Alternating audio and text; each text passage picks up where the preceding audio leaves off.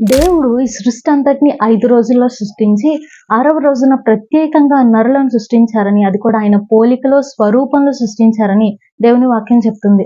దేవుడు ఆయన పోలికలో స్వరూపంలో నరులను సృష్టించారన్న మాటకి అర్థం ఏంటి? స్త్రీ యొక్క ఉనికిని గురించి, ప్రారంభం గురించి బైబిల్ ఏం చెప్తుందో మనం తెలుసుకుందాం. Welcome to scripture and she. ఆమె మరియు వాక్యము. దేవుని చేత సృష్టించబడిన స్త్రీని గురించి మనం వాక్యానుసారంగా తెలుసుకుందాం. ఆయన రూపు పోలిక అంటే ఏంటో మనం ప్రీవియస్ సిరీస్ లో కూడా మాట్లాడుకున్నాం. In the image and the likeness of God. దేవుడు ఆత్మ, ఆయనకి శరీరం లేదనే విషయాన్ని మొదటిగా మనం గుర్తుంచుకోవాలి. మరి ఇక్కడ ఆయన పోలిక స్వరూపము అని అంటే ఇంటెలెక్చువల్ గా, మోరల్ గా, ఎథికల్ గా ఆయన నైతిక పరమైన ఆయన పోలికను మనిషికి ఇచ్చి దేవుడు సృష్టించారని దేవుని వాక్యం చాలా స్పష్టంగా చెప్తుంది.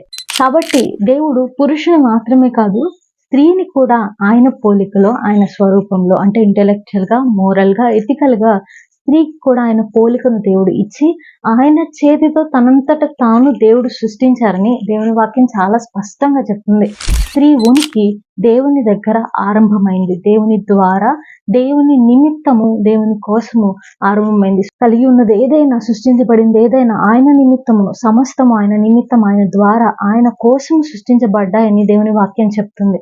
సో మొదటిగా దేవుని మహిమ కోసము, దేవుని నిమిత్తం, ఆయన చిత్తాన్ని నెరవేర్చడానికి దేవుడు స్త్రీని ఆయన పోలికలో, ఆయన స్వరూపంలో, ఆయన చేతితో దేవుడు సృష్టించుకున్నారు. కీర్తనకారుడు అంటాడు కదా, నేను కలగజేయబడిన విధము చూడగా నాకు భయమును ఆశ్చర్యమును కలుగుతుందని. ఇంగ్లీష్ లో ఇంకా చక్కటి మాట వాడబడుతుంది ఏంటంటే, I praise you because I have wonderfully, fearfully and wonderfully made. దేవుణ్ణి స్తుతించకుండా మనం ఉండలేము, ఎందుకంటే ఆయన కలగజేసిన విధానము చాలా ఆశ్చర్యకరమైంది.